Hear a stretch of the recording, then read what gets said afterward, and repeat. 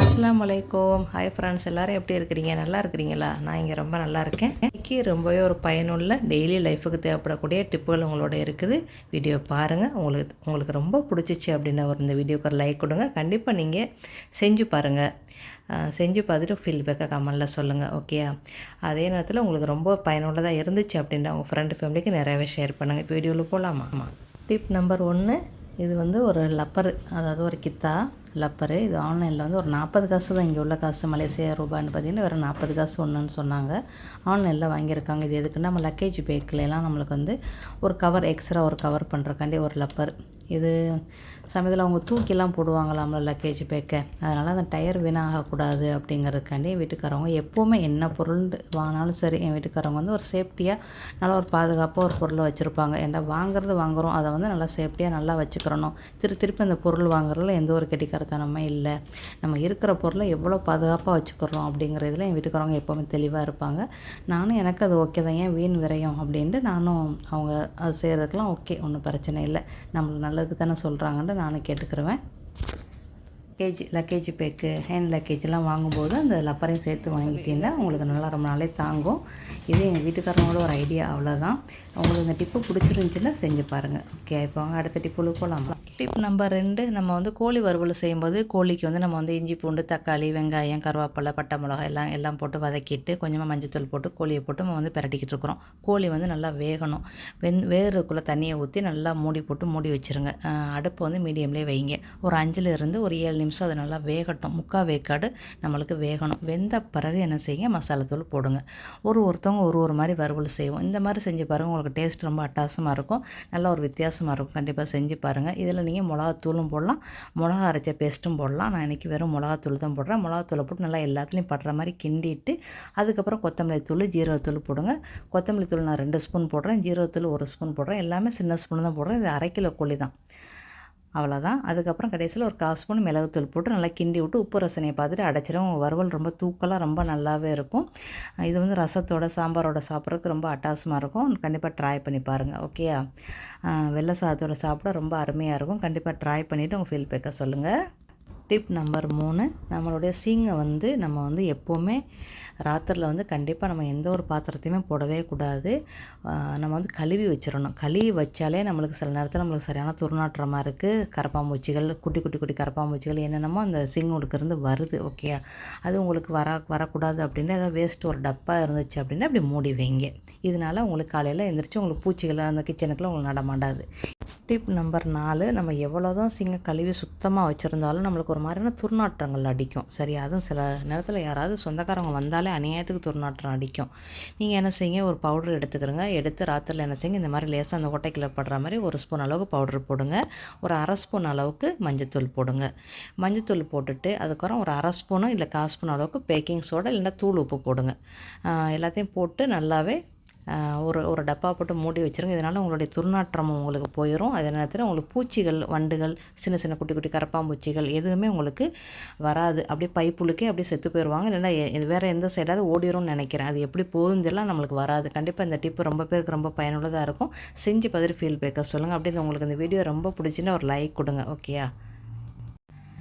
Tip number 5, இஞ்சி பூண்டு paste அரைக்கும் போது நம்ம ஒரு 1/4 கிலோ இஞ்சி பூண்டு பேஸ்ட்டு அரைக்கிறோம். அதுக்கு நீங்கள் 2 ஸ்பூன் அளவுக்கு எண்ணெய் குக்கிங் ஆயில் ஊற்றி நல்லா மிக்சியில் பிளெண்ட் பண்ணிக்கிறங்க, அரைச்சிக்கிறங்க. இப்படி நொரப்பாக இருக்கும், நம்மளுக்கு நைஸாக சில நேரத்தில் அரைக்க முடியாது. அப்போ நீங்கள் 1 ஸ்பூன் அளவுக்கு தண்ணி ஊற்றுங்க, போதும். அப்புறம் நீங்கள் நல்லா நைஸ் பேஸ்ட்டாக அரைச்சிக்கிறங்க. முதல்ல எண்ணெயை ஊற்றி நீங்கள் அரைச்சி பாருங்கள். உங்களுக்கு நைஸாக அரைச்சின்னா ஓகே, இல்லையா 1 ஸ்பூன் அளவுக்கு தண்ணியை ஊற்றி அரைச்சிருங்க. இந்த கலர் வெள்ளை கலராக இருக்குது பாருங்கள். இந்த மாதிரி தான் உங்களுக்கு 1 மாதம் ஆனாலும் உங்களுக்கு இப்படி தான் இருக்கும். கண்டிப்பாக செஞ்சு பாருங்கள். இது ரொம்ப ஒரு யூஸ்ஃபுல்லாக இருக்கும். நம்மளுக்கு நேரம் மங்கவே மங்காது. வெறும் 2 ஸ்பூன் அளவுக்கு நம்ம எண்ணெய் ஊற்றி நம்ம அரைக்கும் போது நம்மளுடைய இஞ்சி பூண்டு பேஸ்ட்டு நல்லா வெள்ளையாகவே இருக்கும். 1 மாதம் ஆனாலும் கண்டிப்பாக செஞ்சு பாருங்கள். செஞ்சு பார்த்துட்டு ஃபீட்பேக்கை சொல்லுங்கள். நம்ம இயற்கை இஞ்சி பூண்டு பேஸ்ட்டு அரைக்கும் போது வினிகர் ஊற்றி 2 ஸ்பூன் அளவுக்கு வினிகர் ஊற்றி அரைப்போம். சில நேரத்தில் உப்பு 1 ஸ்பூன் அளவுக்கு உப்பு போட்டு அரைப்போம். இந்த மாதிரி எண்ணெயை ஊற்றி நீங்கள் அரைச்சி பாருங்கள். உங்களுக்கு நல்லா கலர் மங்கவே மங்காது. உங்களுக்கு இந்த டிப் ரொம்ப யூஸ்ஃபுல்லாக இருந்துச்சு அப்படின்னா இந்த வீடியோக்கு ஒரு லைக் கொடுங்க. அப்படி உங்கள் ஃப்ரெண்ட் ஃப்ரெண்டு ஃபேமிலி ஷேர் பண்ணுங்கள். இந்த டிப்பு வந்து ரொம்ப பேருக்கு ரொம்ப யூஸ்ஃபுல்லாக இருக்கும். என்னென்னா இது இன்சுலின் செடி. எங்களுக்கு வந்து இந்த செடி தான் ஈஸியாகவே எங்களுக்கு கிடைக்கும். எங்கள் வீட்டிலலாம் இது இருக்குது. தண்டு வந்து பச்சையாகவும் பூவோட அந்த காம்பு வந்து எங்களுக்கு சிகப்பாகவும் இருக்கும். அதோட பூ வந்து நம்மளுக்கு லேசாக கலரில் வரும். ஓகேயா, இதுதான் நம்மளுக்கு இன்சுலின் செடி. இது வந்து ஒரு சுவை வந்து ஒரு புளிப்பு சுவையாக இருக்கும். இதே மாதிரி தான் இந்தியாவில் வந்து இந்த பூ வந்து பச்சையாகவும் தண்டு வந்து சிகப்பாகவும் ரொம்ப இடத்துல இருக்குது. செடி நம்ம வீட்டிலே வந்து 15 வருஷமாக இருக்குது. ஆனால் இதுதான் ஊரில் அதிகமாகவே கிடைக்குன்னு சொல்கிறாங்க. தண்டு வந்து சிகப்பாக இருக்கும், அதோட பூவோடது வந்து பச்சையாக இருக்கும். அதோட பூ வந்து அந்த விரியிற பூ, அதுலேருந்து 2-3 பூ அப்படி விரியும். அது வந்து மஞ்சள் மாதிரி இருக்கும். சரியா, இந்த இதை பார்த்து வச்சுக்கிறோங்க. இந்த இன்சுலின் இலை வந்து இப்படித்தான் இருக்கும். சுவை வந்து கொஞ்சம் புளிப்பாக இருக்கும். நீங்கள் வந்து டயபெட்டிஸ் உள்ளவங்க டெய்லி காலையில் வெறும் வயிற்றில் சாப்பிட்டுட்டு தண்ணி குடிங்க. ரொம்ப உடம்புக்கு ரொம்ப நல்லது. இன்சுலின் வந்து இது வந்து சுரக்கும். இதோட பேரே இன்சுலின் பிளான்ட் தான் சொல்கிறாங்க. சரியா, இந்த செடி நம்ம வீட்டுக்கு ஒரு செடி வச்சுக்கிட்டீங்கன்னா நம்மளும் நோய் இல்லாத வாழ்க்கையை வாழலாம். இப்போ வந்து நிறையாவே டயபெட்டிஸ்லாம் இருக்குல்ல, சின்ன பிள்ளை பெரிய ஆள் எல்லாருக்குமே இருக்குது. எனக்கு வந்து டயபெட்டிஸ்லாம் இல்லை. நான் ஒரு 5 வருஷமாகவே இதை வந்து வாரத்தில் 1 நாள் 2 நாள் சாப்பிட்டுக்கிட்டு தான் இருக்கிறேன். வருமுன்னா காத்துக்கிறணும், நம்மளும் நோய் இல்லாத வாழ்க்கையை வாழணும். கண்டிப்பாக இந்த செடி வளர்ப்பு முறையை வந்து நான் கண்டிப்பாக கார்டனிங் அம்மா பவுனில் நான் போடுறேன். நீங்களும் பாருங்கள். இது ஒரு தண்டு இருந்தாலே நம்மளுக்கு வளர்க்கலாம். ஒரு வீட்டுக்கும் இந்த செடியை நம்ம வளர்த்துக்கிட்டோம்னா ரொம்ப நல்லது. ஒரு சிலருக்கு மட்டுமே இந்த பச்சைகள் வந்து ஒத்துக்கிறாது. அந்த பச்சை இலையே வெற்றில சாப்பிட்டா கூட ஒரு சிலருக்கு ஒத்துக்கிறாது. அவங்க வந்து இந்த இலையை வந்து சாப்பிடாதீங்க. ஒத்துக்கலைன்னா வேண்டாம், ஸ்கிப் பண்ணிடுங்க. நம்மளுக்கு இயற்கை அந்த வெற்றில ஓமவல்லி இலையெல்லாம் ஒத்துக்குருச்சுன்னா இதை கண்டிப்பாக நீங்கள் சாப்பிட்லாம். ஓகேயா, இப்போ வாங்க ஒரு அரை மணி நேரத்தில் செய்யக்கூடிய கப் கேக் செய்ய போகிறோம். இது வந்து காஃபி கப் கேக்கு. என் சேனலில் நான் ஏற்கனவே போஸ்ட் போட்டிருக்கேன். நான் அதை பார்த்தே செஞ்சிடறேன். எனக்கு அளவுலாம் அது வந்து கரெக்டாக நான் வந்து செஞ்சு போடுவேன் என்னோடய சேனலில். அதனால் எனக்கு ரொம்ப யூஸ்ஃபுல்லாக இருக்கும். உங்களுக்கு யூஸ்ஃபுல்லாக இருக்கும் நம்ம தெரியல, ஆனால் எனக்கு ரொம்ப யூஸ்ஃபுல்லாக இருக்கும். ஒரு 2 ஸ்பூன் அளவுக்கு பால் எடுத்துக்கிறோங்க. ஃப்ரெஷ் மில்காக இருந்தாலும் சரி, மாவு அதாவது மில்க் பவுடரை நீங்கள் கலக்கி வச்சுக்கிட்டாலும் சரி. அதில் வந்து 1 ஸ்பூன் அளவுக்கு இன்ஸ்டன்ட் காஃபி பவுடர் போடுங்க. இதை கலக்கி திப்பியில் வச்சுருங்க, ஓரத்தில் வச்சுருங்க. ஓகே, இதுக்குள்ளது நம்மளுக்கு ரெடி ஆயிடுச்சு. அதுக்கப்புறம் ஒரு கோப்பை ஒரு மங்கு எடுத்துக்கிறோங்க. எடுத்துக்கிட்டு இதில் அரை கப்பு பட்டரை வந்து லேசாக உருக்கி வச்சுக்கிறோங்க. இல்லைன்னா எண்ணெய் அரை கப்பு ஊற்றுங்க. அப்புறம் 1 கப்பு சீனியை தூள் பண்ணி போடுங்க. 1 கப்பு சீனி, அரை கப்பு பட்டர் இல்லைன்னா எண்ணெய் போட்டு நல்லா மிக்ஸ் பண்ணிக்கிறோங்க. கொஞ்சம் நேரம் சும்மா அடிச்சு விட்டினால போதுங்க. சும்மா ஒரு ஸ்பூன் இருந்தால் கூட நீங்கள் இந்த கேக்கு செஞ்சிடலாம். இல்லைன்னா மிக்சியில் கூட நீங்கள் இந்த பொருளெல்லாம் ஒன்றா போட்டு அடிக்கலாம். அப்புறம் நம்ம வந்து காஃபியும் பாலும் மிக்ஸ் பண்ணி வச்சுருக்கோம்ல, அதை ஊற்றுங்க.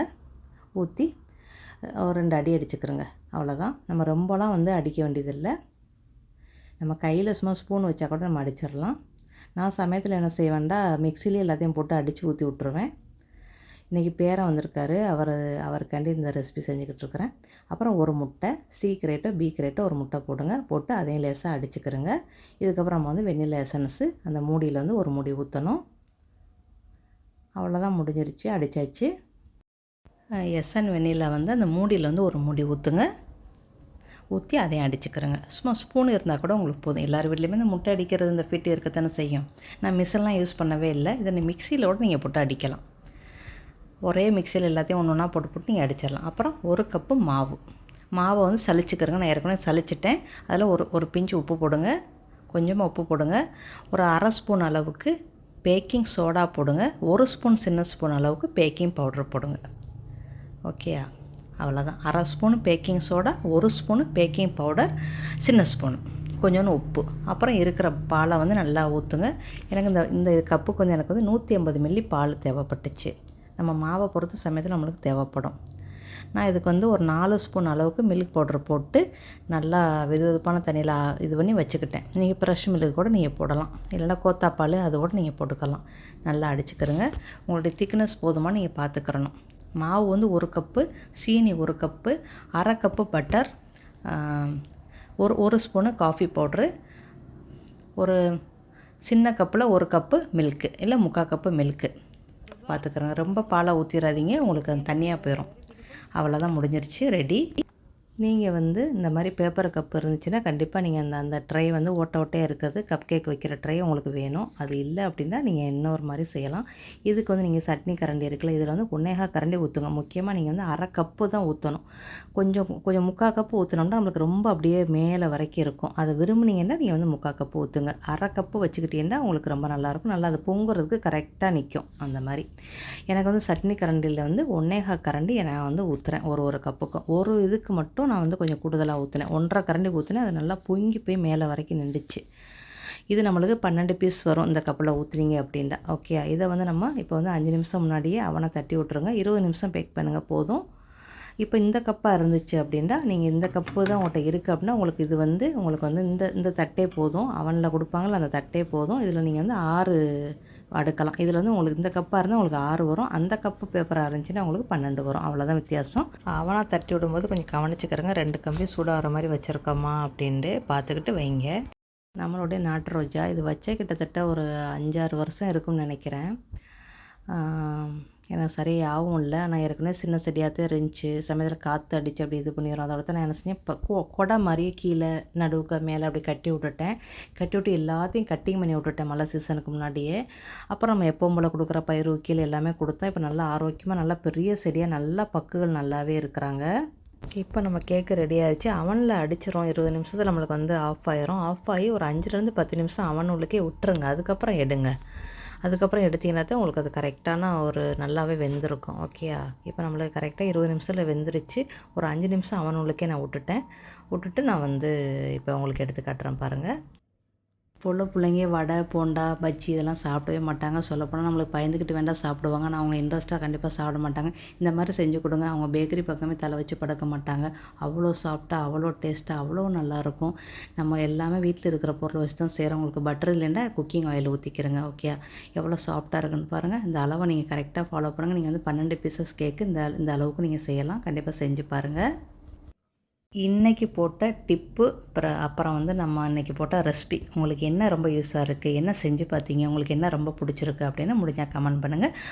அப்படியே உங்களுக்கு இந்த வீடியோ ரொம்ப பிடிச்சிச்சின்னா இந்த வீடியோக்கு ஒரு லைக் கொடுங்க. உங்களுக்கு ரொம்ப யூஸ்ஃபுல்லாக இருந்துச்சு அப்படின்னு நினச்சிங்கண்டா உங்கள் ஃப்ரெண்டு ஃபேமிலிக்கு நிறையாவே ஷேர் பண்ணுங்கள். ஓகே, நெக்ஸ்ட் பதிவில் சந்திக்கலாமா? By, see you.